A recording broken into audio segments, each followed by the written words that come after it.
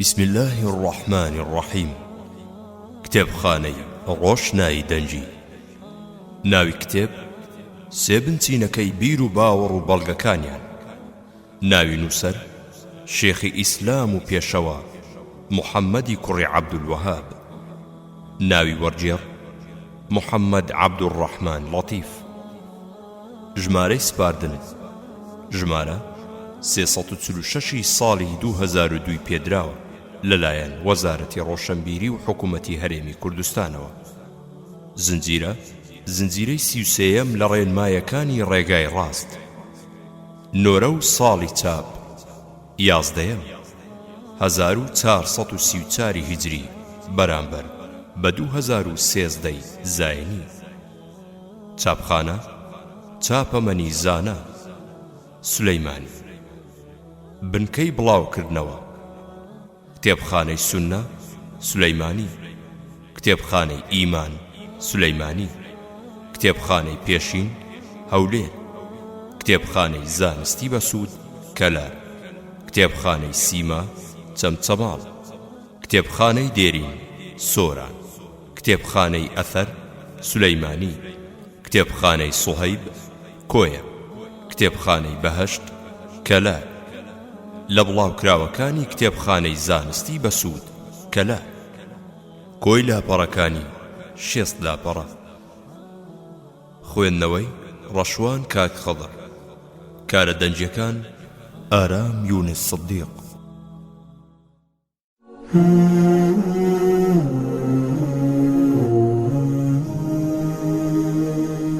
قال الإمام الشافعي رحمه الله: كل العلوم سوى القرآن مشغلة إلا الحديث وإلا الفقه في الدين. العلم ما كان فيه قال حدثنا وما سوى ذلك وسواس الشياطين. بسم الله الرحمن الرحيم. بيشتي ماموستا خليل أحمد لا سي. الحمد لله والصلاة والسلام على رسول الله صلى الله عليه وسلم وعلى آله وأصحابه أجمعين. دوای ئەوە کتێبی سێبنچینەکەی بیر و باوەڕ و بەڵگەکانیان وەرجێڕانی مامۆستا محەممەد عەبدوڕەحمانم خوێندە و بینیم وەرجێڕانێکی زۆر باشە و هەوڵێکی مەزنە بۆ خزمەتکردنی بواری بیر و باوەڕی ڕاستەقینە و خوداپەرستی دروست. بەڕاستی کۆمەڵانی خەڵک لەم کاتەدا لە هەموو کاتێک زیاتر پێویستیان بە نووسین و پەخش و وەرجێڕان و ئاشکراکردن و ڕاگەیاندنی حەق و ڕێنماییەکانی ڕێگای ڕاست هەیە. چونکە چەندین کەس و تاقم و خەڵکی جۆرا و جۆر هەن بانگەواز دەکەن بۆ کەس و شەخص پەرستی و شێواندنی تەوحیدی ڕاستەقینە و لا ڕێکردنی ئادەمیزاد لە ئیسلامی پیرۆز. بۆیە داواکارم لە خودای گەورە پاداشتی وەرجێڕ بداتەوە و نووسینەکەش لە نێو خەڵکیدا مەقبول بکات. وصلى الله عليه وسلم على نبينا محمد وعلى آله وأصحابه أجمعين. خليل أحمد 5 رمضاني 1429.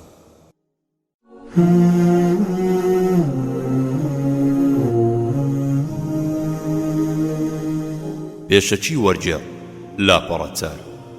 إن الحمد لله نحمده ونستعينه ونستغفره ونعوذ بالله من شرور أنفسنا ومن سيئات أعمالنا. من يهده الله فلا مضل له ومن يضلل فلا هادي له. وأشهد أن لا إله إلا الله وحده لا شريك له وأشهد أن محمدا عبده ورسوله. أما بعد، فإن أصدق الحديث كتاب الله، وخير الهدي هدي محمد صلى الله تعالى عليه وسلم، وشر الأمور محدثاتها، وكل محدثة بدعة، وكل بدعة ضلالة، وكل ضلالة في النار.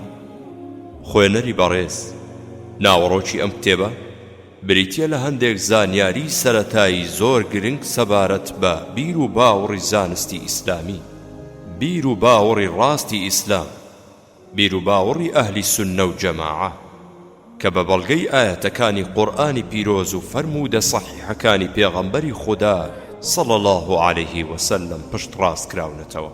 لەبەر ئەوەی یەکەمین کتێبە لای زانایان و فێرخوازانی زانستی شەرعی کە بەدەرز دەوترێتەوە و دەخوێنرێت لە بواری بیر و باوەڕدا. بە پێویستم زانی وەری بجێڕمە سەر زمانی کوردی بۆ ئەوەی ببێت بە دەڕوازەیەک بۆ ئەو کەسانەی کە دەیانەوێت ئاشنا ببن بە بابەتەکانی بیر و باوەڕی ڕەسەنی ئیسلامی کە بەهۆی لادان و چەواشەکاری و لاسایکردنەوەی کوێرانە و بێ ئاگایی زۆرێک لە خەڵک کە غەریب و نامۆبووە لە نێو کۆمەڵگای مسڵماناندا بەگشتی. وەگرنگی و بایەخی ئەم کتێبە لەوەدا خۆی دەبینێتەوە کەوا خوێنەر فێری وەڵامدانەوەی ئەو سێ پرسیارە دەکات کەوا لە هەموو مرۆڤێک دەکرێت لە پاش مردنی و ناشتنی لە نێو گۆڕدا. یەکەم من ڕەبوک، دووهەم وەما دینوک، سێهەم وەمن نەبیوک، واتە چێ خواتە، ئاینت چییە، چێ پێغەمبەرتە صلی الله عليه وسلم. تێبینی پاشکۆی ئەم کتێبە بخوێنەرەوە کە بەڵگەی ئەمەی تێدا باس کراوە.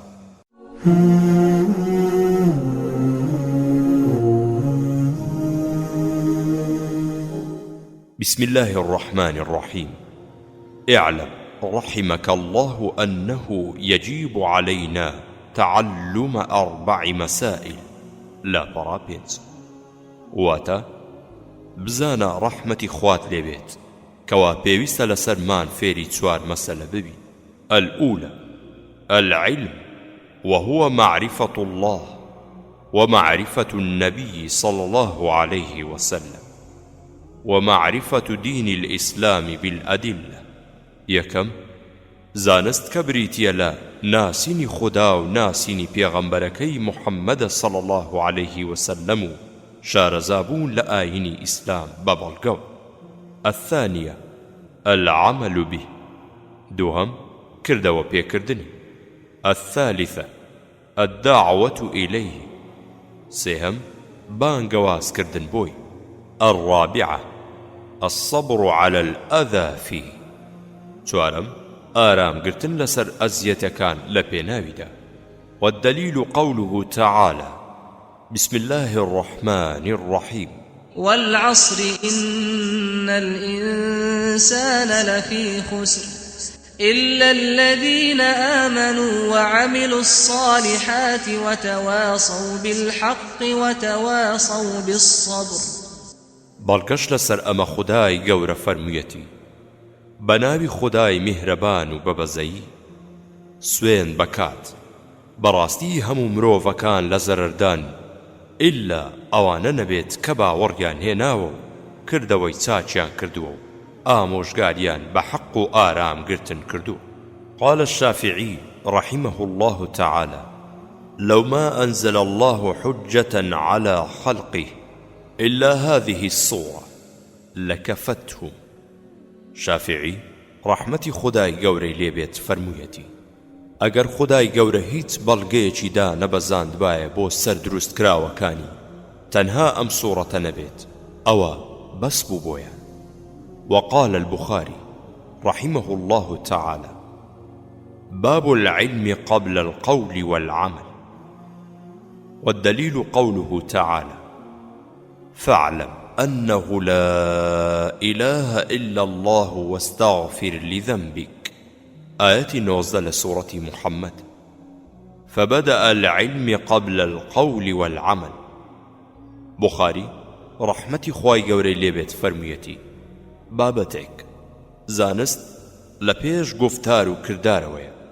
بەڵگەشت لەسەر ئەمە خودای گەورە فەرموویەتی بزانەکەوە هیچ پەرستراوێک نییە شایستەی پەرستن بێت تەنها ئەڵڵاه نەبێت و داوای لێ خۆشبوون بکە بۆ تاوانەکانت. بەزانست دەستی پێکرد و پێش گفتار و کردار. اعلم رحمك الله أنه يجب على كل مسلم ومسلمة تعلم هذه المسائل 3 والعمل بهن. واتا بزان رحمتي خدات لێبێت کەوا پێویستە لەسەر هەموو مسلمانێکی پیاو یا ئافرەت فێری ئەم 3 مەسەلەیە ببێت و کردەوەشیان پێ بکات. الأولى أن الله خلقنا ورزقنا ولم يتركنا هملا، بل أرسل إلينا رسولا فمن أطاعه دخل الجنة ومن عصاه دخل النار. یەکەم، بەڕاستی خوددا ئێمەی دروست کردووە و ڕزقی داوین و وازی لێ نەهیناوین و بەڕەڵای نەکردوین، بەڵکو پێغەمبەرێکی بۆ ناردوین. جا هەر کەسێکیش گوێڕایەلی ئەو پێغەمبەرە بکات ئەوە دەچێتە بەهەشتەوە، و هەر کەسێکیش سەرپێچی بکات ئەوە دەچێتە ئاگری دۆزەخەوە. والدليل قوله تعالى: إنا أرسلنا إليكم رسولا شاهدا عليكم كما أرسلنا إلى فرعون رسولا فعصى فرعون الرسول فأخذناه أخذا وبيلا.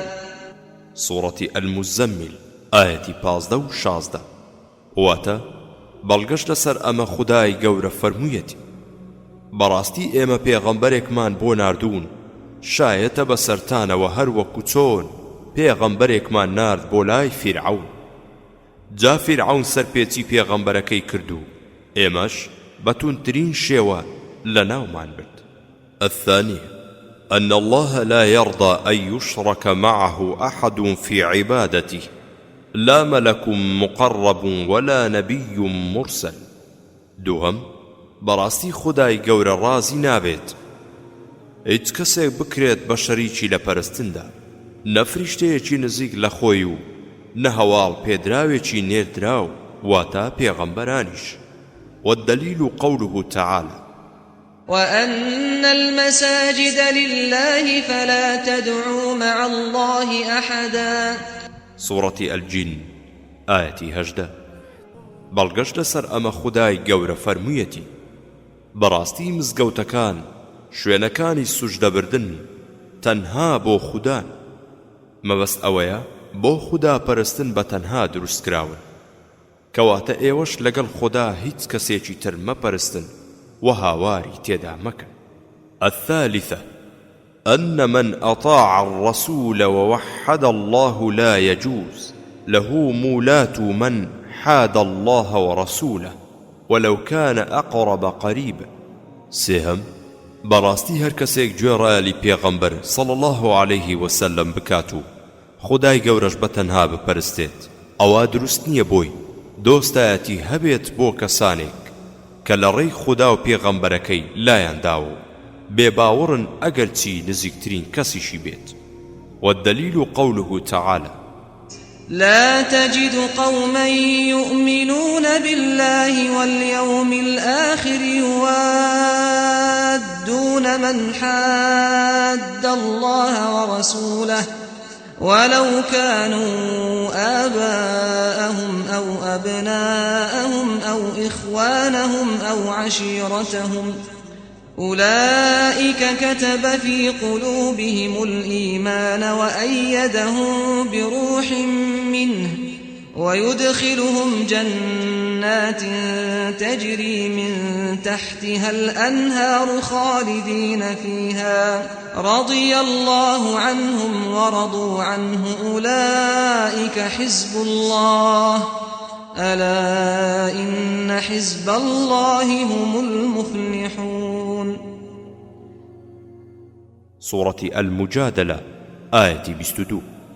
بەڵگەشت لەسەر ئەمە خودای گەورە فەرموویەتی: خەڵکانێک نابینیت باوەڕیان بە خوددا و ڕۆژی دوایی هەبێت، دۆستایەتیشیان هەبێت بۆ کەسانێک کە لە ڕێی خوددا و پێغەمبەرەکەی لایانداوە و بێباوەڕن، ئەگەرچی ئەوان باوکیان بن یان کوڕیان بن یان برایان بن یان لە عەشیرەتیان بن، ئەوانە خوددا ئیمانی جێگیر کردن و لە ناو دڵەکانیان و پشتگیریان دەکات بە توانایەک لەلایەن خۆیەوە و دەیان خاتە ناو باخاتێکەوە لە بەهەشدا کە ڕووبار بە ژێریدا تێدەپەڕێت و بە هەتایی تێیدا دەمێنێنەوە. ئەوانە خودای گەورە لێیان ڕازی بووە و ئەوانیش لەو ڕازی بوون. ئەوانە حزبی خوددان و بەڕاستی حزبی خودداش ڕزگار بوون. اعلم أرشدك الله لطاعته أن الحنيفية ملة إبراهيم، أن تعبد الله وحده مخلصا له الدين، وبذلك أمر الله جميع الناس وخلقهم لها، كما قال تعالى: وما خلقت الجن والإنس إلا ليعبدون. سورة الذاريات آية 56. ومعنى يعبدون يوحدون، واتا بزانە خودای گەورە ڕێنماییت بکات بۆ گوێڕایەلیکردنی کە بەڕاستی ڕاساڵێتی ئاین و ڕێبازی پێغەمبەر ئیبراهیم عەلەیهی السەلام بریتیە لەوەی کە خوددا بپەرستیت و بەتەنها و دینداری بەدڵسۆزی و پاچی و تەنها بۆ ئەو ئەنجام بدەیت. و بەمەش خوددا فەرمانی کردووە بە هەموو خەڵک بۆ ئەم مەبەستەش دروستی کردوون، هەروەک خودای گەورە فەرموویەتی: من جنۆکە و مرۆڤم دروست نەکردووە تەنها بۆ پەرستنی خۆم نەبێت. یعبودون واتا بمپەرستن، واتا بەتەنها من بپەرستن. وأعظم ما أمر الله به التواحد، وأعظم ما أمر الله به التوحيد، وهو إفراد الله بالعبادة، وأعظم ما نهى عنه الشرك، وهو دعوة غيره معه.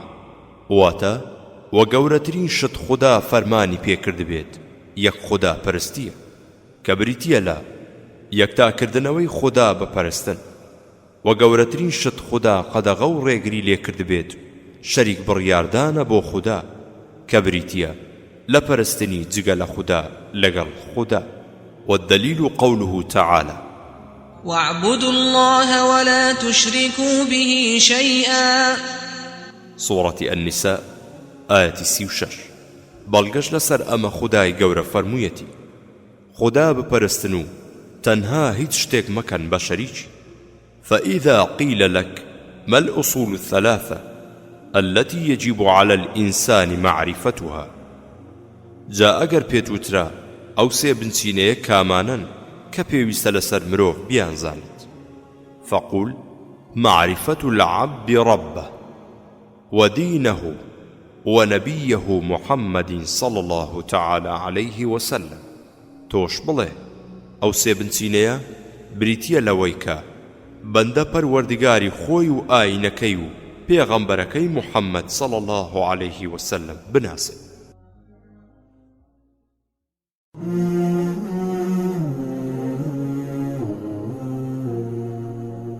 الأصول الأول: معرفة العبد ربه.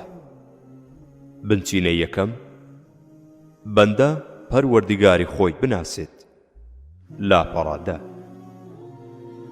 فإذا قيل لك من ربك، ئەگەر پێت وترا چێ پەروەردگارتە، فقل: ربي الله الذي رباني وربي جميع العالمين بنعمه، وهو معبودي ليس لي معبود سواه. تۆش بڵێ پەروەردگاری من خودایە ئەڵڵاه کە پەروەردەی کردم و پێی گەیاندوم و هەموو جیهانی بەدیهێنراوەکانیشی پەروەردە کردووە و بە نیعمەتەکانی، و بەتەنها ئەو پەرستراومە و هیچ پەرستراوێکی تر نییە جگە لە ئەو. والدليل قوله تعالى: الحمد لله رب العالمين. بەڵگەش لەسەر ئەمە خودای پەروەردگار فەرموویەتی: سوپاس و ستایش بۆ ئەو خودای پەروەردگاری هەموو جیهانیانە، وكل ما سوى الله عالم وأنا واحد من ذلك العالم. وهەموو شتێک جگە لە خوددا ئەڵڵاه جیهان دروست کراوە، و منیش یەکێکم لەو جیهانە دروست کراوانە. فإذا قيل لك بما عرفت ربك، ئەگەر پێت وترا بەچی پەروەردگارەکەت ناسیوەتەوە، فقل: بآياته ومخلوقاته، ومن آياته الليل والنهار والشمس والقمر، ومن مخلوقاته السماوات السبع والأرضون السبع ومن فيهن وما بينهما. تۆش بڵێ بە نیشانەکانی و دروست کراوەکانی وە لە نیشانەکانی شەو و ڕۆژ و خۆر و مانگ وە لە دروست کراوەکانی حەوت ئاسمانەکە و حەوت زەویەکە و ئەوانەی کە تێیدا هەن و ئەوانەش کە لە نێوانیاندا هەن. والدليل قوله تعالى: ومن آياته الليل والنهار والشمس والقمر لا تسجدوا للشمس ولا للقمر واسجدوا لله الذي خلقهن إن كنتم إياه تعبدون. سورة فصلت آية 37. بەڵگەش لەسەر ئەمە خودای گەورە فەرموویەتی لە نیشانەکانی پەروەردیگارێتی خودای گەورە شەو ڕۆژ و خۆر و مانگ سوجدە مەبەن نەبۆ خۆر نەبۆ مانگ، بەڵکو سوجدە ببەن بۆ خودای تەنها شایستەی پەرستن ببەن کە ئەوانەی دروست کردووە و ئەگەر ئێوە دەتانەوێت تەنها ئەو بپەرستن. وقوله تعالى: إن ربكم الله الذي خلق السماوات والأرض في 6 أيام ثم استوى على العرش يغشي الليل النهار يطلبه حثيثا والشمس والقمر والنجوم مسخرات بأمره ألا له الخلق والأمر تبارك الله رب العالمين. آية 54 لسورة الأعراف. خدای گەورە فەرموویەتی بەڕاستی پەروەردیگاری ئێوە خدا ئەڵڵایە کە ئاسمانەکان و زەوی دروست کردووە لە 6 ڕۆژدا، پاشان بەرز بۆتەوە بەسەر عەرشدا و بە شەو ڕۆژدا دەپۆشێت و بە ڕۆژی شەودا دەپۆشێت، زۆر بەپەلە بە دوای یەکتردا دێن و خۆر و مانگ و ئەستێرەکان ڕاگیر کراون بە فەرمانی خوددا. ئاگدار بن دروستکردن و بڕیاردان تەنها بۆ خوددایە. گەورەیی بۆ خودای کار پڕ بەرەکەتی پەروەردیگاری هەموو جیهانیە. والرب هو المعبود، و پەروەردیگار پەرستراوە. والدليل قوله تعالى: يا أيها الناس اعبدوا ربكم الذي خلقكم والذين من قبلكم لعلكم تتقون الذي جعل لكم الأرض فراشا والسماء بناء وأنزل من السماء ماء فأخرج به من الثمرات رزقا لكم فلا تجعلوا لله أندادا وأنتم تعلمون. سورة البقرة آية 21-22. بەڵگەش لەسەر ئەمە خودای گەورە فەرموویەتی ئەی خەڵچینە پەروەردیگارتان بپەرستن و کە ئێوە و ئەوانەی پێش ئێوەی دروست کردووە بۆ ئەوەی لێی بترسن بە ئەنجامدانی کردارە چاکەکان و فەرمان پێکراوەکان و خۆ پاراستن لە کردارە خراپە قەدەغەکراوەکان. و ئەو پەروەردیگارەی کە زەوی ڕاخستووە و ئاسمانی بینا کردووە بۆتان و لەو ئاسمانەوە ئاوی بۆ هێناونەتە خوارەوە و پاشان بەو ئاوە بەر و بوومی بۆ دەرهێنان و بۆ ئەوەی ببێت بە ڕزقی ئێوە، کەواتە هاوشێواز و شەریک بۆ خوددا دامەنێن لە پەرستندا، چونکە ئێوە دەزانن کە خوددا هاوشێواز و شەریکی نییە و تەنها ئەو بەدیهێنەر و ڕۆزی دەر و بەڕێوبەری هەموو دروستکراوەکانە. قال ابن كثير رحمه الله تعالى: الخالق لهذه الأشياء هو المستحق لعبادته. ابن كثير رحمتي خدای گەورەی لێبێت فەرموویەتی دروستکار و بەدیهێنەری ئەم شتانە تەنها ئەو شایستەی پەرستنە. وأنواع العبادة التي أمر الله بها مثل الإسلام والإيمان والإحسان، ومنه الدعاء والخوف والرجاء والتوكل والرغبة والرهبة والخشوع والخشية والإنابة والاستعانة والاستعاذة والاستغاثة والذبح والنذر وغير ذلك من العبادة التي أمر الله بها كلها لله تعالى. وجۆرەکانی پەرستن کە خوددا فەرمانی پێکردوون وەکو الئیسلام واتە مسلمان بوون و ملکەتی نواندن بۆ خودای پەروەردیگار، الئیمان باوەڕهێنان واتە باوەڕهێنان بە هەموو پایەکانی باوەڕ، سێ الئیحسان واتە چاکەکاری و گەیشتن بە پلەی هەستکردن بە بینینی خوددا یان بینینی خوددا بۆ تۆ. لەوانە الدعاء واتە پاڕانەوە و نزا و هاوارکردن، الخەوف واتە ترس کە بریتیە لە کاردانەوەیەک ڕوودەدات بە پێشبینیکردنی شتێک کەواتیا چوون یان زیان لێکەوتنەوە یان ئەزیەت پێگەیشتنی تێدا هەبێت. الرەجاء واتە هیوا و ئومێد پێبوون، التەوەکل واتە پشت پێبەستن، الرەغبە واتە حەزکردن بە گەیشتن و بەو شتەی کە حەزی لێ دەکەیت و خۆشت دەوێت. الرەهبە واتە ترس، بەڵام ترسانێک کە ڕاکردن و دوورکەوتنەوە لەو شتەی کە لێی دەترسی لێی بکەوێتەوە، کەواتە بریتیە لە ترس لەگەڵ کردەوەدا.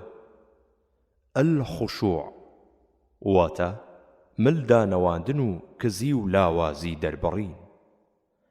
الخەشیە واتە ترس، بەڵام ترسانێک کە بنیات نرابێت لەسەر دڵنیابوون لە گەورەی و تەواوێتی دەسەڵاتی ئەو کەسەی کە لێی دەترسیت بەسەرتەوە. الئینابە واتە گەڕانەوە و پەشیمان بوونەوە و تەوبەکردن. الئیستیعانە واتە داوای یارمەتیکردن.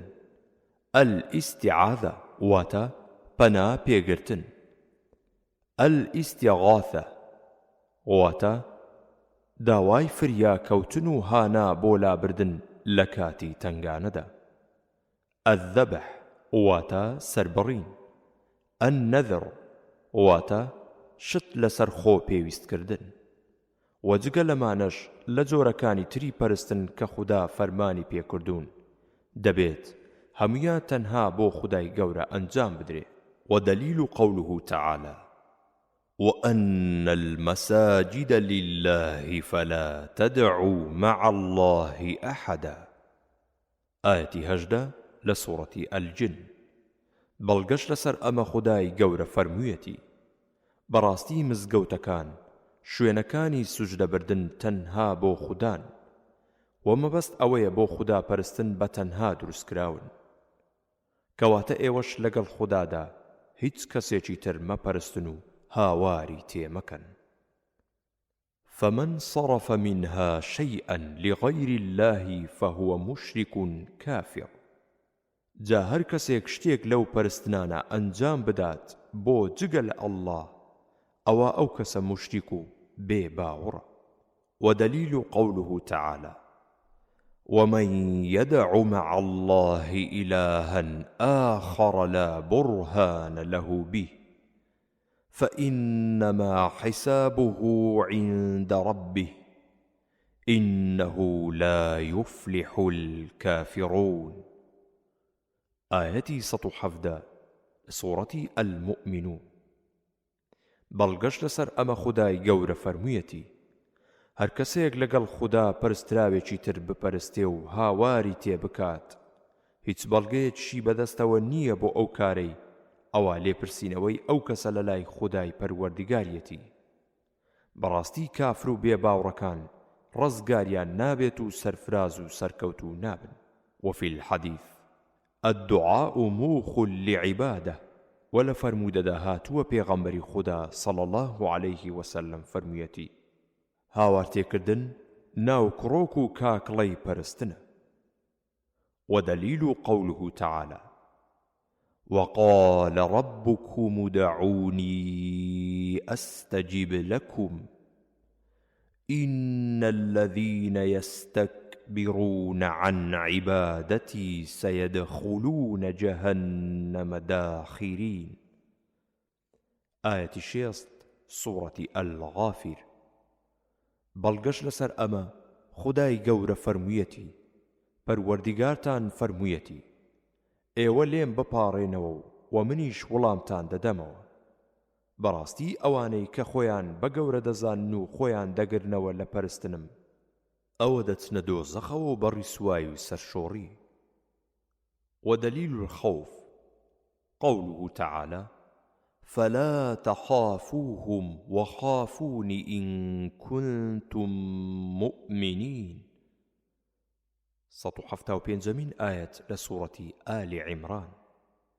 وبلغش لسر أوي كدبيت تنها لخدا بترسيد الخوف خداي قور فرمويتي لدوستكاني شيطان مترسن بلكو لمن بترسن أجر إيوة باوردارن. ودليل الرجاء قوله تعالى فمن كان يرجو لقاء ربه فليعمل عملا صالحا ولا يشرك بعبادة ربه أحدا. آية 100 سورة الكهف. وبلغش لسر أوي كذبيت تنها هواو أميدت بخدا هبيت الرجاء خدای گەورە فەرموویەتی هەر کەسێک ئومێدی هەیە بەگەیشتن بە پەروەردیگاری ئەوە با کردەوەی چاک ئەنجام بدات و لە پەرستنی پەروەردیگاریدا هیچ کەسێک نەکات بە شەریکی. ودليل التوكل قوله تعالى وعلى الله فتوكلوا إن كنتم مؤمنين. آية 23 لسورة المائدة. وبلغش لسر أوي كدبيت تنها پشت بخداي گەورە ببەسترێت التوكل خداي گەورە فرموویەتی بخدا پشت ببەستن ئەگەر ئێوە باوەڕدارن. وقوله ومن يتوكل على الله فهو حسبه. آية 3 سورة الطلاق. هر کەسێک پشت ببەستێت بخدا ئەوە خدا بەسە بووی. ودليل الرغبة والرهبة والخشوع قوله تعالى إنهم كانوا يسارعون في الخيرات يدعوننا رغبا ورهبا وكانوا لنا خاشعين. آية 90 لسورة الأنبياء. وبەڵگەش لەسەر ئەوەی کە دەبێت حەز لێکردن و لێترسان و ملدانەواندن و لاوازی دەربڕین تەنها بۆ خوددا بێت. الرغبة والرهبة والخشوع. خدای گەورە فەرموویەتی بەڕاستی ئەو پێغەمبەرانەی خوددا پێش بڕچێ و پەلەیان دەکرد لە کاری خێردا و خوددایان دەپەرست و لێی دەپاڕانەوە و بە ئارەزووکردنی پاداشتی خوددا و ترسان لە سزاکەی خۆیان دادەنواند و ملکەچیان بۆ ئێمە دەردەبڕی. ودليل الخشية قوله تعالى فلا تخشوهم واخشوني. آية 150 سورة البقرة. وبەڵگەش لەسەر ئەوەی کە دەبێت تەنها لە خوددا بترسید لەگەڵ دڵنیابوون لە گەورەی و تەواوێتی دەسەڵاتی خوددا بەسەرتەوە. الخشية خدای گەورە فەرموویەتی لە خەڵک مەترسن بەڵکو تەنها لە من بترسن. ودليل الإنابة ودليل الإنابة قوله تعالى وأنيبوا إلى ربكم وأسلموا له. آية 54 لسورة الزمر. وبەڵگەش لەسەر ئەوەی کە دەبێت تەنها بۆ لای خوددا بگەڕێیتەوە و تەنها ڕوت لە خوا بێت بەگوێ ڕایەلیکردنی و تەوبەکردن و پەشیمانبوونەوەت لە تاوانەکانت تەنها بۆ لای خوددا بێت. الئینابە خدای گەورە فەرموویەتی بگەڕێنەوە بۆ لای پەروەردیگارتان و ملکەت ببن بۆی. ، و دلیل الاستیعانە قوله تعالى: إياك نعبد وإياك نستعين. آيەتی 5 سوورەتی الفاتحة.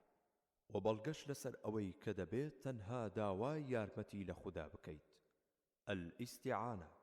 خودای گەورە فەرموویەتی: خودایە، تەنها تۆ دەپەرستین و تەنها لە تۆش داوای یارمەتی دەکەین. وفي الحديث: إذا استعنت فاستعن بالله. ولا فرمودەدا هاتووە پێغەمبەری پێشەوە صلى الله عليه وسلم فەرموویەتی: ئەگەر داوای یارمەتیت کرد ئەوە تەنها داوا بکە لە خوددا. ودليل الاستعاذة قوله تعالى: قل أعوذ برب الفلق.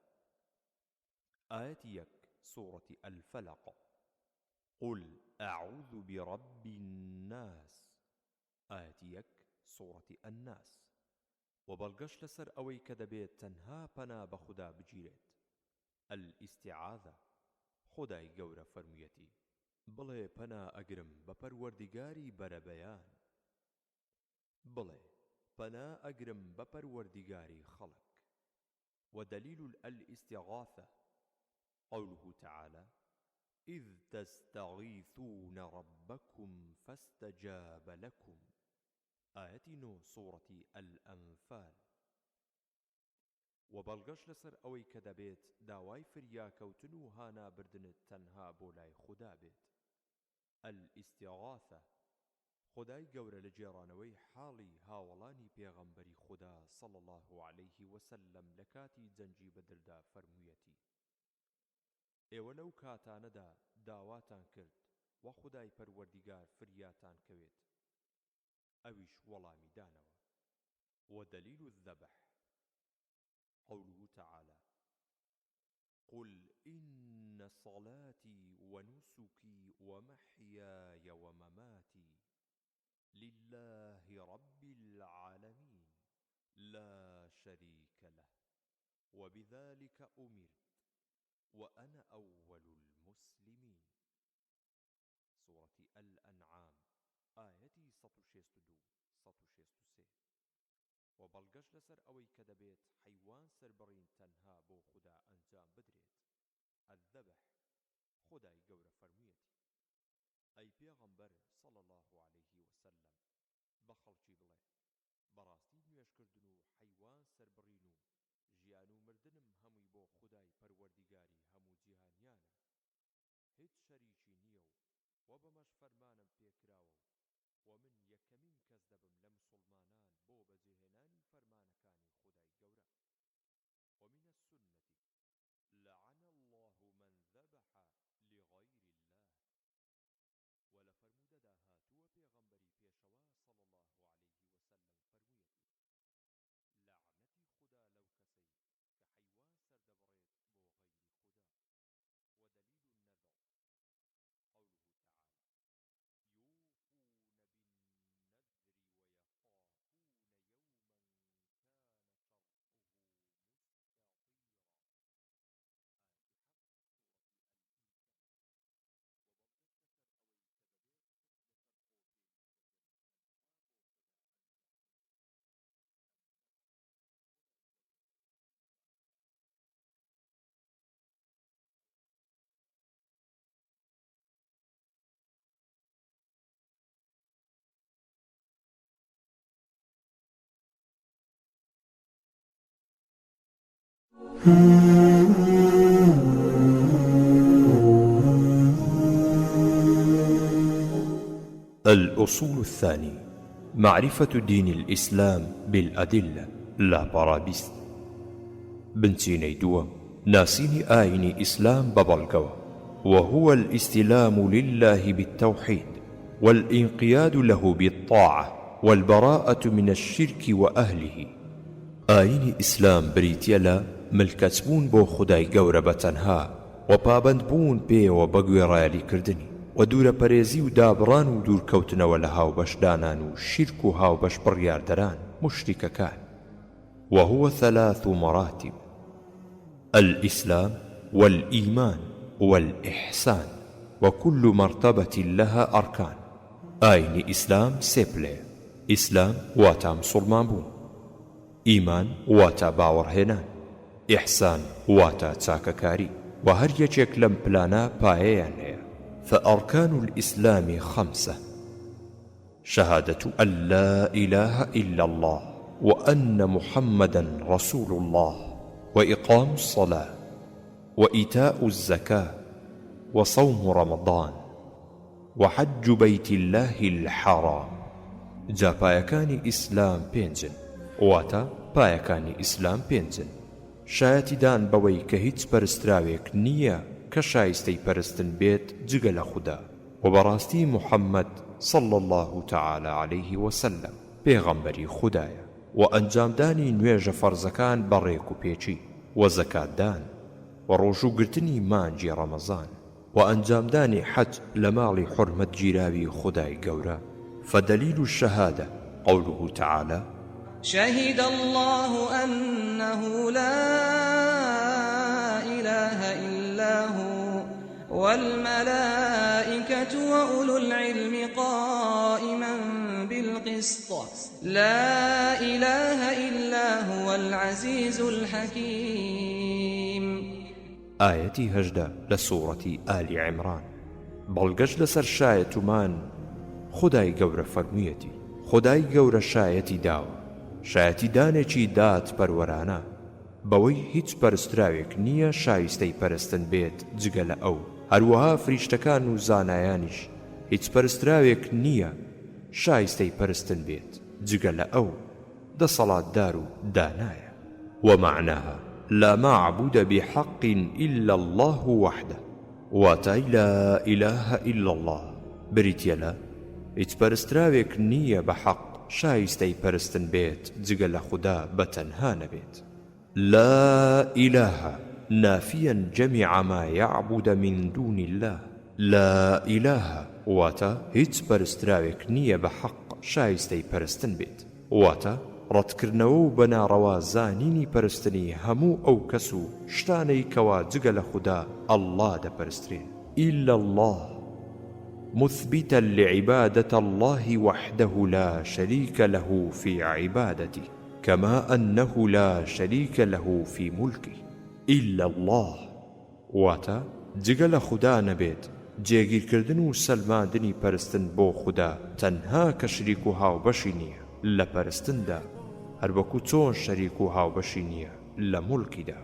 وتفسيرها الذي يوضحها قوله تعالى: وإذ قال إبراهيم لأبيه وقومه إنني براء مما تعبدون إلا الذي فطرني فإنه سيهدين وجعلها كلمة باقية في عقبه لعلهم يرجعون.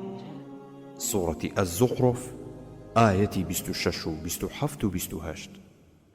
ولێکتەرەو ڕاڤەکاری ئەم شایەتی دانا کە ڕوونی کاتەوە بریتە لەوەی کە خودای گەورە فەرموویەتی لەو کاتەدا کە ئیبراهیم وتی بە باوکی و خزمانی و گەلەکەی: بەڕاستی من دوورە پەرێز و دابڕا و بێباوەڕم بەوانەی کە ئێوە دەیان پەرستن، تەنها ئەو خودایە نەبێت کە دروستی کردووم، کە بەڕاستی تەنها ئەو ڕێنمایم دەکات بۆ حەق و دادپەروەری.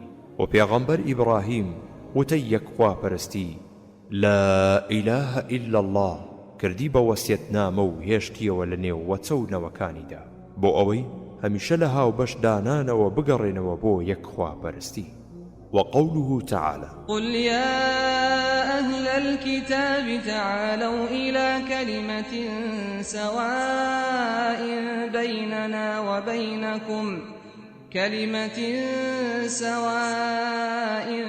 بيننا وبينكم ألا نعبد إلا الله ولا نشرك به شيئا ولا يتخذ بعضنا بعضا أربابا من دون الله فإن تولوا فقولوا اشهدوا بأننا مسلمون.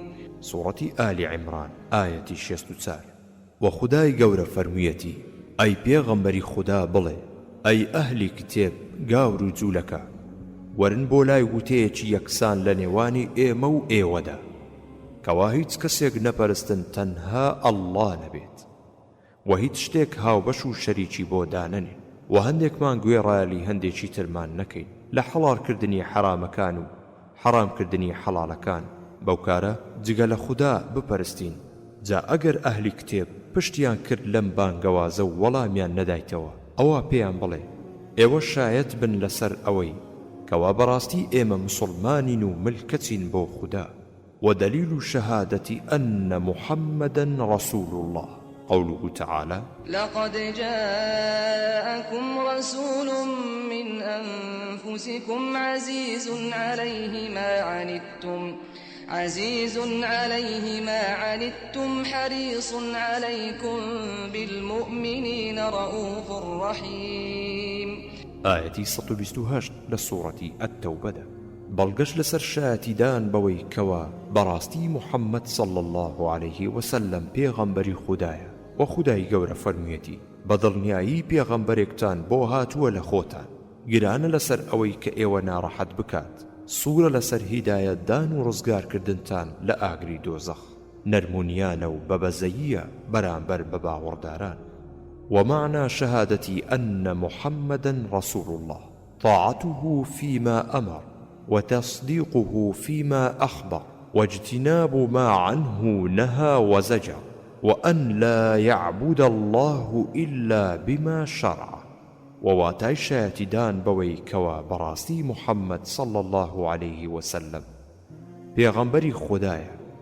بریتیە لە یەکەم گوێڕایەلیکردنی لەوەی کە فەرمانی پێکردووە دووهەم و بەڕاست خستنەوەی لەوەی کە هەواڵی پێداوە سێهەم و دوورکەوتنەوە لەوەی کە قەدەغەی کردووە و ڕێگری لێ کردووە چارەم وەخوا نەپەرسترێت تەنها بەو شەریعەتە نەبێت کە ئەو هێناویەتی ودليل الصلاة والزكاة وتفسير التوحيد وما أمروا إلا ليعبدوا الله مخلصين له الدين حنفاء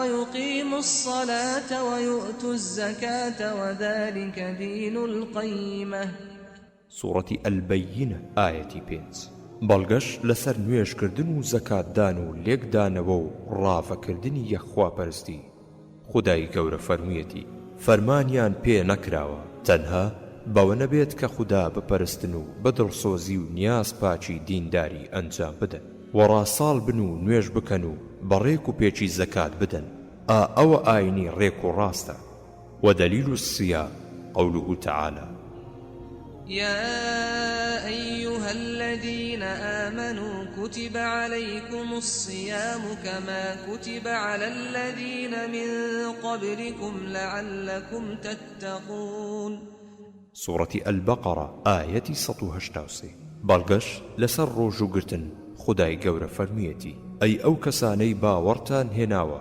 ڕۆژوگرتن فەرز کراوە لەسەرتان هەروەکو چۆن فەرز کرابوو لەسەر ئەوانەی پێش ئێوە بۆ ئەوەی لە خوددا بترسن بە ئەنجامدانی کردارە چاکە فەرمان پێکراوەکان وەخۆ پاراستن لە کردارە خراپە قەدەغەکراوەکان ودليل الحج قوله تعالى ولله على الناس حج البيت من استطاع إليه سبيلا ومن كفر فإن الله غني عن العالمين سورة آل عمران آية 97 بەڵگەش لەسەر حەجکردن خودای گەورە فەرموویەتی مافی خودایە فەرزی کردووە لەسەرتان کەوا حەجی ماڵەکەی بکەن ئەوانەتان کە توانای هەیە بڕوات بۆ حەج و هەر کەسێک کوفر بکات ئەوە بەڕاستی خودای گەورە دەوڵەمەندە و پێویستی بە جیهانیان نییە تێبینی مەبەستی ئەوەیە خوددا فەرمانی بە خەڵک نەکردووە هەتا دوایی ئەمە بەڵگەیە لەسەر ئەوەی کەوا حەج نەکردن کوفرە جا ئەگەر کەسێک باوەڕی بە حەجکردن نەبێت ئەوە کافر دەبێت لە ڕێزی مسلمانان دەچێتە دەرەوە بەڵام ئەگەر باوەڕی بە فەرزێتی حەجکردن هەبێت و توانای ڕۆشتنی بۆ حەج هەبێت لەگەڵ ئەوەشدا حەج نەکات لە کەم تەرخەمی و ڕەزیلیدا ئەوە مسلمانە بەڵام کوفرێکی کردووە و تەنها زیان بەخۆی دەگەێنێت وەرجێڕ المرتبة الثانية الإيمان وهو 70 شعبة فأعلاها قول لا إله إلا الله، وأدناها إماطة الأذى عن الطريق، والحياء شعبة من الإيمان. پلەی دووهەم واتە ئیمان و باوەڕهێنان کە پێکهاتووە لە 70 ئەوەندە بەش. بەرزترین بەشی باوەڕ وتەی یەخواپەرستیە کە لا ئیلاهە ئیلا اللهە، هیچ پەرستراوێک نییە شایستەی پەرستن بێت جگە لە خودا. و نزمترین بەشی باوەڕ لادانی ئەو شتانەیە کە ئەزیەت و ئازاری خەڵک دەدات لەسەر ڕێگەدا، و شەرمکردنیش بەشێکە لە باوەڕ. وأركانه 6: أن تؤمن بالله وملائكته وكتبه ورسله واليوم الآخر وبالقدر خيره وشره. واتا بايكاني باور ششن: باور بينيت بخدا وبفريشتكاني وبكتب آسمانيكان وببيغمبركاني وبروج دوائي، وباورت هبي بقدر خير الشر. والدليل على هذه الأركان 6 قوله تعالى: ليس البر أن تولوا وجوهكم قبل المشرق والمغرب ولكن البر من آمن بالله واليوم الآخر والملائكة والكتاب والنبيين. سورة البقرة آية 177. بەڵگەشت لەسەر ئەم شەشپایەی باوەڕ خودای گەورە فەرموویەتی: چاکە بریتی نییە لەوەی ڕووی لەبەری ڕۆژ هەڵات و ڕۆژ ئاوا بکەیت لە کاتی نوێژدا، بەڵکو چاکە بریتیە لە چاکەی کەسێک کە باوەڕی هێنابێت بە خودا و بە ڕۆژی دوای و فریشتەکان و قورئان و پێغەمبەران. ودليل القدر قوله تعالى: إنا كل شيء خلقناه بقدر. آية 49 سورة القمر. بەڵگەشت لەسەر قەدەری خودای گەورە فەرموویەتی: ئێمە هەموو شتێکمان دروست کردووە بە قەدەر و ئەندازەیەکی دیاری کراو. المرتبة الثالثة: الإحسان ركن واحد. واتا پلەی سێهەم چاکەکاری تەنها یەک پایە هەیە، وهو أن تعبد الله كأنك تراه فإن لم تكن تراه فإنه يراك. واتا ئەویش بریتیە لەوەی کە خوددا بپەرستیت وەکو ئەوەی کە بیبینیت، و ئەگەر تۆ خوددا نەبینیت ئەوە ئەو تۆ دەبینێت. والدليل قوله تعالى: إن الله مع الذين اتقوا والذين هم محسنون. آية 128 سورة النحل. واتا بەڵگەشت لەسەر ئەمەی خودای گەورە فەرموویەتی: بەڕاستی خودای گەورە لەگەڵ ئەو کەسانەدایە کە خۆ پارێزی دەکەن لە خراپە و ئەوانەی کە چاکەکارن. وقوله تعالى: وتوكل على العزيز الرحيم الذي يراك حين تقوم وتقلبك في الساجدين إنه هو السميع العليم. سورة الشعراء آية 207 و 208 و 219 و 220. واتا خدای گەورە فەرموویەتی: پشت ببەستە بە خودای بەدەسەڵات و بەبەزەیی، و ئەو خودایی کە دەتبینێت لە کاتێکدا کە بە پێوە وەستاویت لە نوێژدا، و لە کاتێکدا لە ڕکوع و سوجدەدا دەبیت، و لە نێو نوێژگەراندا، و بەڕاستی ئەو خوایە بیسەر و زانایە. وقوله تعالى: وما تكون في شأن وما تتلو منه من قرآن ولا تعملون من عمل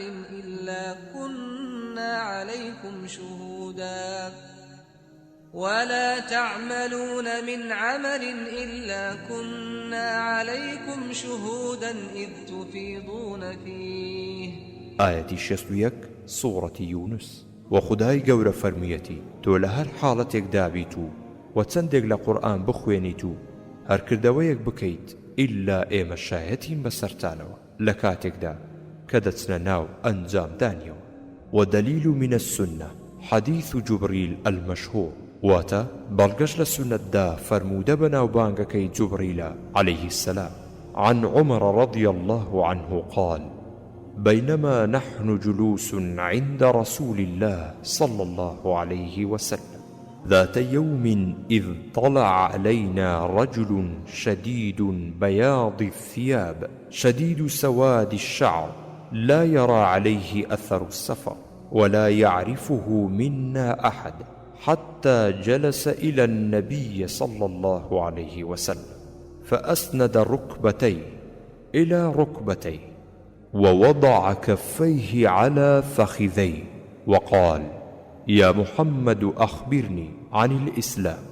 فقال رسول الله صلى الله عليه وسلم: الإسلام أن تشهد أن لا إله إلا الله وأن محمدا رسول الله، وتقيم الصلاة، وتؤتي الزكاة، وتصوم رمضان، وتحج البيت إن استطعت إليه سبيلا.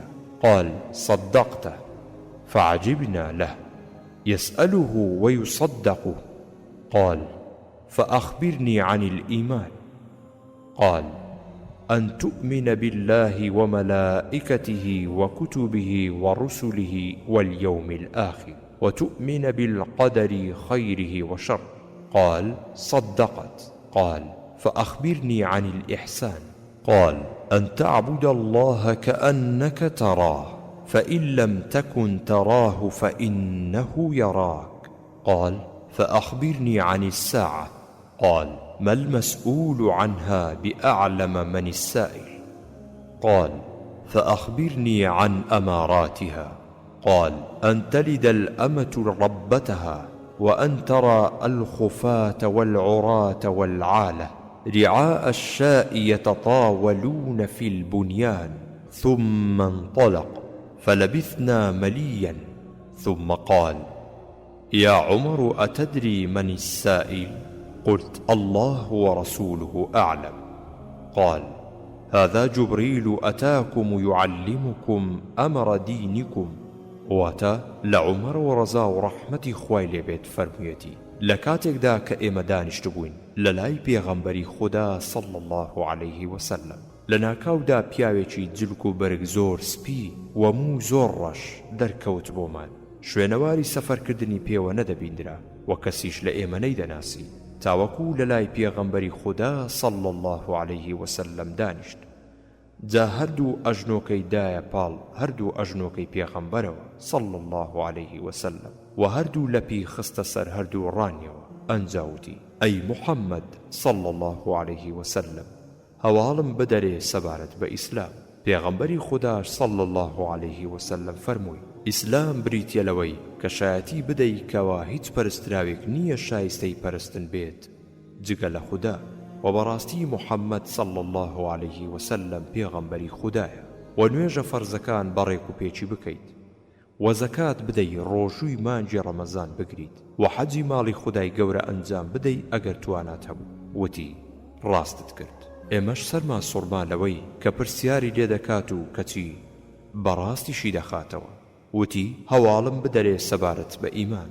پێغەمبەری خوددا صلی الله عليه وسلم فەرمووی: ئیمان بریتیە لەوەی کە باوەڕ بێنیت بە خوددا و فریشتەکانی و کتێبەکانی و پێغەمبەرەکانی و ڕۆژی دوایی، و باوەڕ بێنیت بە قەدەر و خێر و شەڕی. وتی: ڕاستت کرد.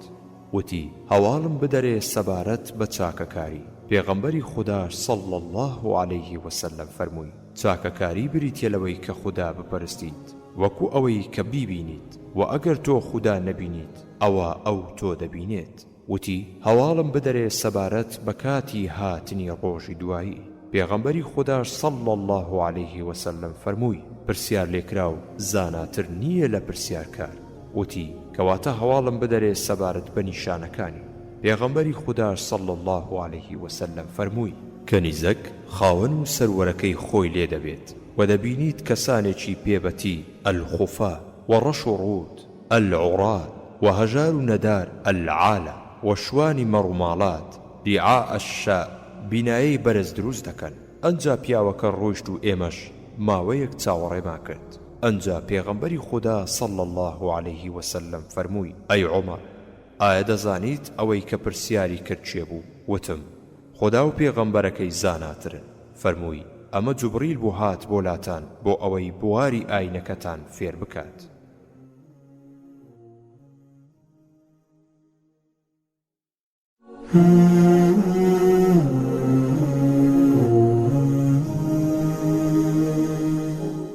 الأصل الثالث: معرفة نبيكم محمد صلى الله عليه وسلم. لاپەڕە 35. بنچینەی سێم ناسینی پێغەمبەرەکەتان محمد صلى الله عليه وسلم، وهو محمد بن عبد الله بن عبد المطلب بن هاشم، وهاشم من قريش، وقريش من العرب، والعرب من ذرية إسماعيل بن إبراهيم الخليل، عليه وعلى النبيين أفضل الصلاة والسلام. پیغمبر صلى الله عليه وسلم ناوی محمدی کوڕی عەبدوڵڵای کوڕی عەبدولموطەلیبی کوڕی هاشمە، و هاشمیش لە عەشیرەتی قوڕەیشە، و قوڕەیشیش لە نەتەوەی عەرەبن، و عەرەبیش لە وەچەینەوەی پێغەمبەر ئیسماعیلی کوڕی پێغەمبەر ئیبراهیم الخەلیلە. باشترین درود و سەلامی خوداش لەسەر ئەو پێغەمبەری خۆشمان بێت. وله من العمر 63 سنة، منها 40 قبل النبوة، و23 نبيا رسولا، نبئ بإقرأ، وأرسل به المدثر، والبلد مكة، وهاجر إلى المدينة. پیغمبر صلى الله عليه وسلم 63 ساڵ بووە. 40 ساڵیان لە پێش پێغەمبەرایەتی بووە، و 23 ساڵیشیان پێغەمبەر و هەواڵ پێدرا و نێردراو بووە. هەواڵ پێدراو بە سەرەتای سوورەتی ئیقرا، و نێردراویشە بە سەرەتای سوورەتی ئەلمودەثیر. خەڵکی مەککە بووە و کۆچشی کردووە بۆ مەدینە. بعثه الله بالنذارة عن الشرك ويدعو إلى التوحيد. خدای گەورە ناردوویەتی بۆ ئاگادارکردنەوەی خەڵکی لە هاوبەشدانان و شریک بۆ خوددا، و بۆ بانگەوازیکردن بۆ یەک خوداپەرستی التوحید. والدليل قوله تعالى: يا أيها المدثر قم فأنذر وربك فكبر وثيابك فطهر والرجز فاهجر ولا تمنن تستكثر ولربك فاصبر. بەڵگەش لەسەر ئەمە خدای گەورە فەرموویەتی: ئەی ئەو کەسەی کە خۆت داپۆشیوە، هەستا خەڵکی ئاگدار کەرەوە، و پەروەردیگارت بە گەورە ڕاگرە، و کردەوەکانت پاک بکەوە، و پشت بکە لە بتەکان، و منەتیش نەکەی، وا بزانیت زۆرت کردووە، و ئارامت هەبێ لە جێبەجێکردنی فەرمانەکانی پەروەردیگارت، و سەرپێچی نەکەیت و چاوەڕوانی پاداشتی خوددا بکە. ومعنى قم فأنذر ينذر عن الشرك ويدعو إلى التوحيد، واتا هەستە خەڵکی ئاگدار کەرەوە، ئاگداریان بکاتەوە لە هاوبەشدانان و بۆ خوددا، و بانگەوازیان بکات بۆ یەک خوددا پەرستی. وربك فكبر أي عظمه بالتوحيد، و پەروەردیگارت بە گەورەی ڕاگرە، واتا بە گەورەی ڕایگرە بە یەک خوددا پەرستی، بەوەی کە بەتەنها ئەو بپەرستیت. وثيابك فطهر أي طهر أعمالك عن الشرك، و کردەوەکانت پاک ڕاگرە، واتا کردەوەکانت پاک ڕاگرە لە هاوبەشدانان، شەریک بڕیاردان بۆ خودای تاک و تەنها. والرجز فاهجر، الرجز الأصنام، واهجرها تركها وأهلها، والبراءة منها وأهلها. وپشت بکە لە بتەکان، پشت لێکردنیان وازهێنانە لێیان و لەو خەڵکانش کە بتپەرستن، و دوورە پەرێزبوون و دابڕانە لێیان و لەو خەڵکانش کە بتپەرستن. أخذ على هذا 10 سنين يدعو إلى التوحيد، وبعد 10 عرج به إلى السماء، وفرضت عليه الصلوات الخمس، وصلى في مكة 3 سنين، وبعدها أمر بالهجرة إلى المدينة. بەردەوام بوو لەسەر ئەمە بۆ ماوەی 10 ساڵ، بانگەوازی دەکرد بۆ یەک خوددا پەرستی، و دوای ئەو 10 ساڵە بەرزکرایەوە بۆ ئاسمان و 5 نوێژەکەی لەسەر فەرز کرا، و لە مەککەدا بۆ ماوەی 3 ساڵ نوێژی کرد، و دوای ئەوەی فەرمانی پێکرا بە کۆچکردن بۆ شاری مەدینە. والهجرة الانتقال من بلد الشرك إلى البلد الإسلام، و کۆچکردن بریتە لە گواستنەوە و جێگۆڕین لە وڵاتی شیرکەوە بۆ وڵاتی ئیسلام. الهجرة فريضة على هذه الأمة من بلد الشرك إلى البلد الإسلام، وهي باقية إلى أن تقوم الساعة. وكۆچکردن فەرزە لەسەر ئەم ئومەتە لە وڵاتی شیرکەوە بۆ وڵاتی ئیسلام، و فەرزێتی کۆچکردن بەردەوامە تاکو ڕۆژی دوایی دێت. والدليل قوله تعالى: إن الذين توفاهم الملائكة ظالمي أنفسهم قالوا فيم كنتم قالوا كنا مستضعفين في الأرض قالوا ألم تكن أرض الله واسعة فتهاجروا فيها فأولئك مأواهم جهنم وساءت مصيرا إلا المستضعفين من الرجال والنساء والولدان لا يستطيعون حيلة ولا يهتدون سبيلا فأولئك عسى الله أن يعفو عنهم وكان الله عفوا غفورا.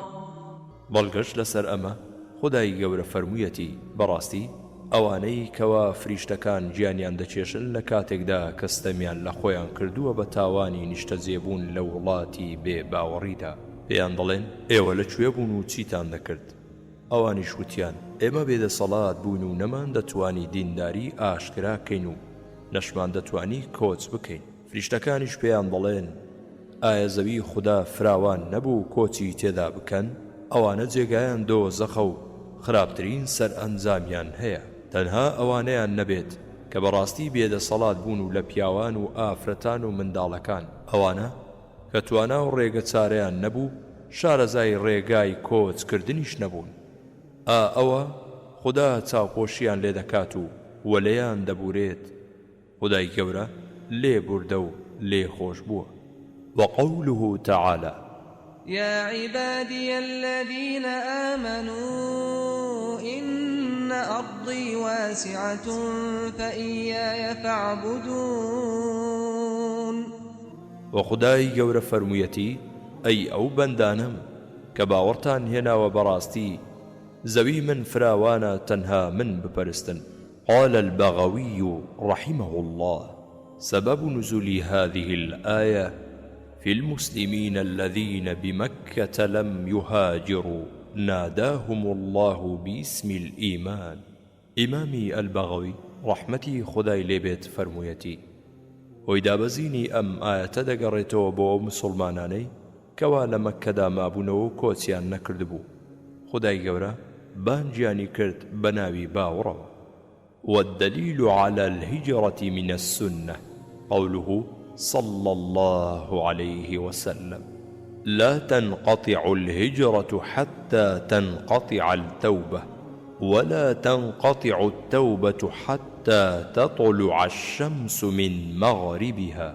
وبالغش لسر کۆچکردن لە سونەتدا فەرموودەکەی پێغەمبەرە صلى الله عليه وسلم کە فەرموویەتی کۆچکردن نابڕێتەوە تاکو تەوبەکردن نەبڕێتەوە، و تەوبەکردنیش نابڕێتەوە تاوەکو خۆر لە خۆر ئاواوە هەڵنێت. فلما استقر بالمدينة أمر ببقية شرائع الإسلام مثل الزكاة والصوم والحج والآذان والجهاد والأمر بالمعروف والنهى عن المنكر وغير ذلك من شرائع الإسلام. ئەنجا کاتێک لە مەدینە جێگیر بوو فەرمانی پێکرد بەوەی مابۆ کە لە ئەحکامەکانی شەریعەتی ئیسلام وەکو زەکات و ڕۆژی و حەج و بانگ و تێکۆشان و فەرمانکردن بە چاکە و قەدەغەکردنی خراپە و جگە لەمانەش لە ئەحکامەکانی شەریعەتی ئیسلام. أخذ على هذا 10 سنين وبعدها توفي صلوات الله وسلامه عليه ودينه باقي، وهذا دينه لا خير إلا دل الأمة عليه ولا شر إلا حذرها منه بردوام بوون لەسەر ئەمە بۆ ماوەی 10 ساڵ دوای ئەوەی پێغەمبەری خوددا صلی الله عليه وسلم وفاتی کرد بەڵام ئاینەکەی ماوەتەوە ئەمەش ئاینەکەیەتی هیچ خێر و چاکەیەک نییە ئیلا ڕێنمایی ئومەتەکەی بۆ کردووە و پێشانی داوە و هیچ خراپەیەکیش نییە ئیلا ئومەتەکەی لێ وریا و ئاگدار کردوتەوە والخير الذي دلها عليه التوحيد وجميع ما يحبه الله ويرضاه أو خير تاكي كرين ماي أمتكي بوكردو بيشاني داون بريتيلا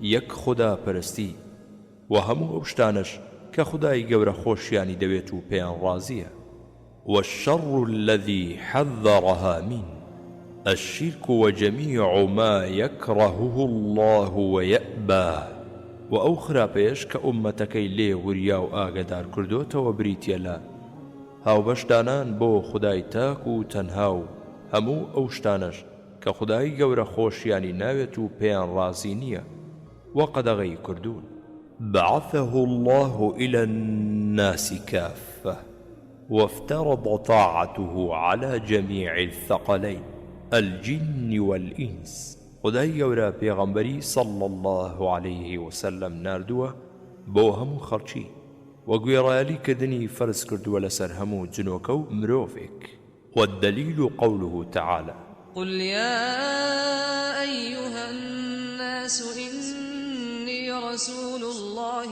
إليكم جميعا الذي له ملك السماوات والأرض بەڵگەشت لەسەر ئەمە خدای گەورە فەرموویەتی ئەی پێغەمبەری خوددا صلی الله عليه وسلم بڵێ ئەی خەڵچینە من پێغەمبەری خوددام بۆ هەر هەمووتان وأكمل الله به الدين وخدای گەورە ئاینی ئیسلامی پێ کامەڵ کردووە والدليل قوله تعالى اليوم أكملت لكم دينكم وأتممت عليكم نعمتي ورضيت لكم الإسلام دينا بەڵگەشت لەسەر ئەمە خدای گەورە فەرموویەتی ئەوە ئەمڕۆ من ئاینەکەتانم بۆ کامەڵ کردن و نیعمەتی خۆم بۆ تەواو کردن و بە ئیسلامیش ڕازی بووم کە ئاینتان بێت والدليل على موته صلى الله عليه وسلم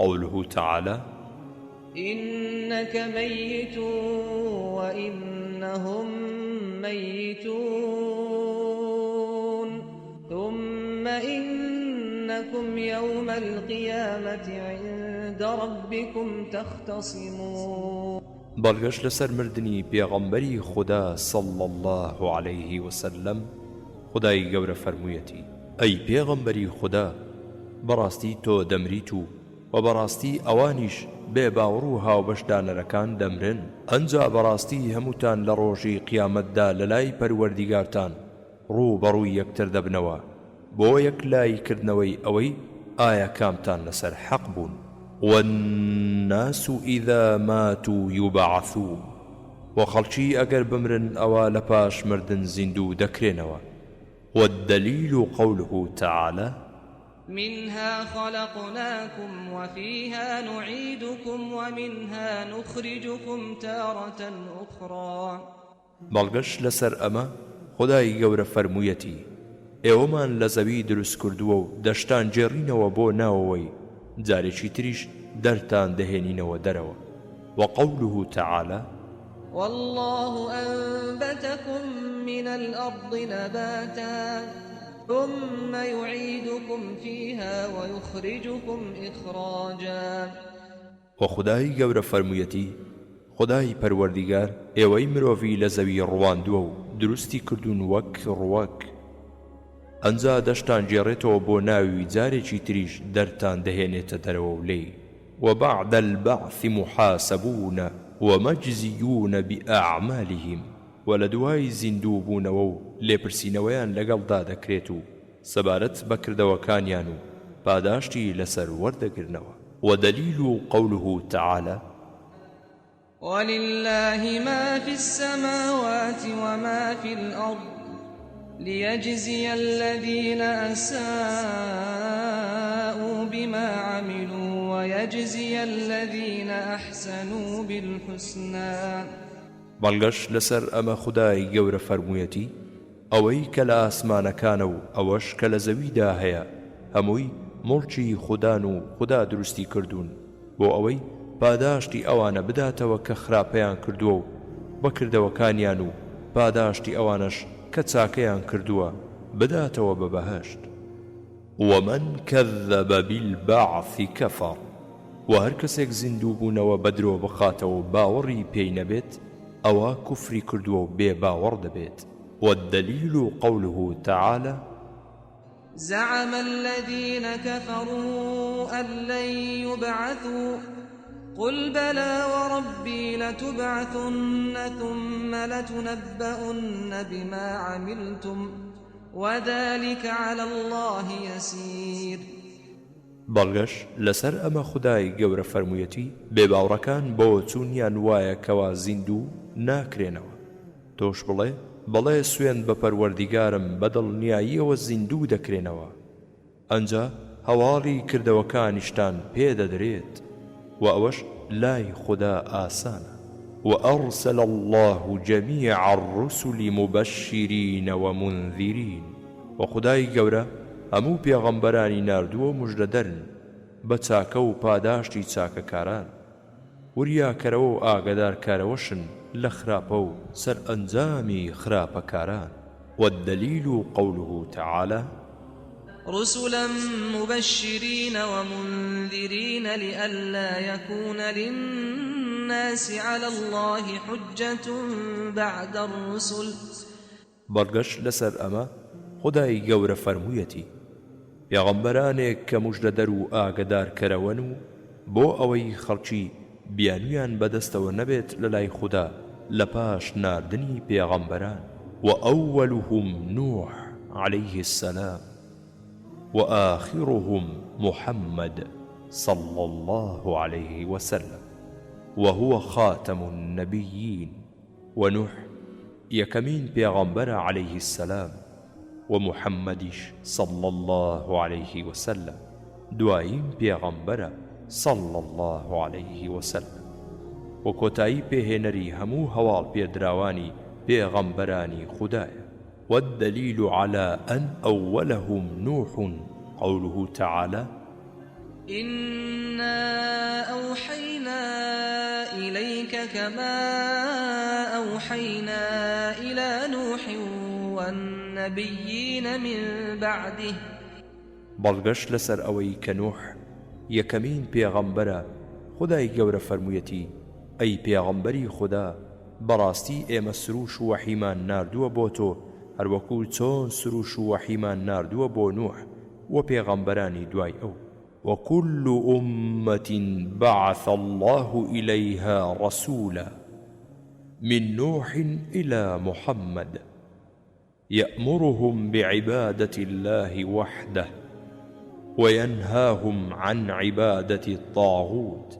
وخداي گەورە پێغەمبەری ناردووە بۆ هەموو ئومەتێک لە نوحەوە تاکو محەممەد صلى الله عليه وسلم فەرمانی پێیان کردووە بە پەرستنی خودای گەورە بە تەنها و ڕێگری پەرستنی جگە لە خوددا لێیان کردووە. والدليل قوله تعالى ولقد بعثنا في كل أمة رسولا أن اعبدوا الله واجتنبوا الطاغوت. بەڵگەش لەسەر ئەمە خودای گەورە فەرموویەتی بەدڵنیاییەوە لە هەموو ئومەتێک پێغەمبەرێکمان ناردووە بۆ ئەوەی پێیان بڵێ بە تاکو و تەنها خودای گەورە بپەرستن و خۆتان دوور بخەنەوە لە تاغوت و پەرستنی جگە لە خوددا. وأفترض الله على جميع العباد الكفر بالطاغوت والإيمان بالله. وخدای گەورە فەرزی کردووە لەسەر هەموو بەندەکان کەوا بێباوەڕ بن بە تاغوت و پەرستنی جگە لە خوددا و باوڕیان بە خوددا هەبێت. قال ابن القيم رحمه الله تعالى معنى الطاغوت ما تجاوز به العبد حده من معبود أو متبوع أو مطاع. ابن قيم رحمتي خدای گەورەی لێبێت فەرموویەتی واتای تاغوت ئەوەیە هەر شتێک بەندە لە سنووری خۆی بهێنێتە دەرەوە و زیادە ڕەوی تێدا بکات و لە پەرسترا و چاو لێکرا و گوێڕایەلی بۆ کراو. والطواغیت كثير ورؤوسهم 5 إبليس لعنه الله ومن عبد وهو راض ومن دعا الناس إلى عبادة نفسه ومن ادعي شيئا من علم الغيب ومن حكم بغير ما أنزل الله. وأواني كزياد رويان تداكراوة طاغوتكان زورنو سركانيان بينزن. شەیطان لعنەتی خوای لێبێت و هەر کەسێک بپەرسترێت جگە لە خوددا خۆشی بەوە ڕازی بێت و هەر کەسێک بانگەوازی خەڵکی بکات و بۆ پەرستنی خۆی و هەر کەسێک بانگەشەی شتێک بکات لە زانستی غەیب و هەر کەسێک حکم بکات بە جگە لەوەی کە خوددا دای بەزاندووە. والدليل قوله تعالى لا إكراه في الدين قد تبين الرشد من الغي فمن يكفر بالطاغوت ويؤمن بالله فقد استمسك بالعروة الوثقى لا انفصام لها والله سميع عليم. وهذا هو معنى لا إله إلا الله. بەڵگەشت لەسەر ئەمە خودای گەورە فەرموویەتی زۆر لێکردن لە ئاینداریدا نییە. بەدڵنیایی ڕاستی ڕوون کراوەتەوە لە چەواشەیی. جا هەر کەسێک بێ باوەڕ بێت بە تاغوت پەرستنی جگە لە خوددا و باوەڕ بێنێت بە خوددا ئەوە بەدڵنیاییەوە دەستی گرتووە بە گرێتوند و تۆڵەکەوە. واتە لا ئیلاهە ئیلا الله کە پچڕانی بۆ نییە و خودداش بی سەر و زانایە و ئەمەش بریتە لە واتای لا إله إلا الله. وفي الحديث رأس الأمر الإسلام وعموده الصلاة وذروة سنامه الجهاد في سبيل الله والله أعلم. ولفرمود داهاتوا پێغەمبەری خوددا صلى الله عليه وسلم فەرموویەتی سەری هەموو شتێک ئیسلامە و بڕبڕی پشتی ئیسلامیش نوێشکردنە و چ لە پۆپەکەشی تێکۆشانە لە پێناوی خوددا. خودداش زاناترە. سوپاس بۆ خودای گەورە تەواو بووم لە وەرگێڕانی ئەم کتێبە زۆر بەسوودە لە پێشنوێژی مەغریبی ڕۆژی جومعەی بەرواری 1429 کۆچی بەرامبەر بە 26 2008 میلادی کوردستان کەلار.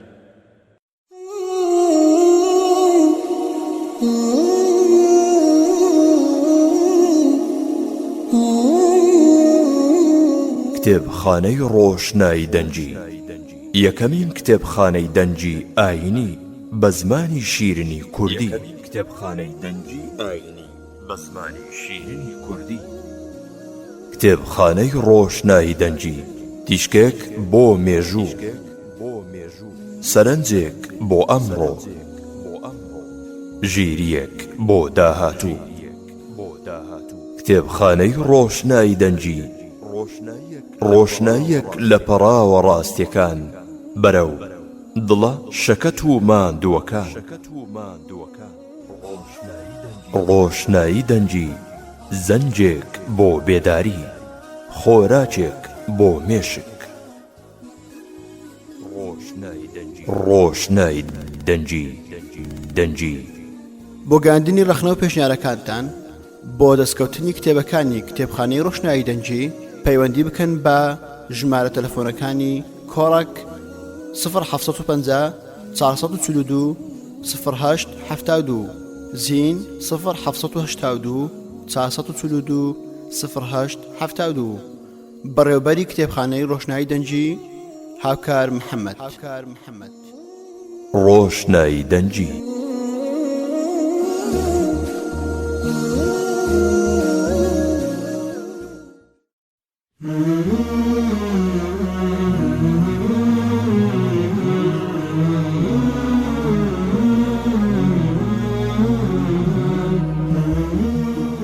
ئەپلیکەیشنی ڕۆشنایی یەکەمین ئەپلیکەیشنی تایبەت بە کتێبی دەنجی بە زمانی شیرنی کوردی.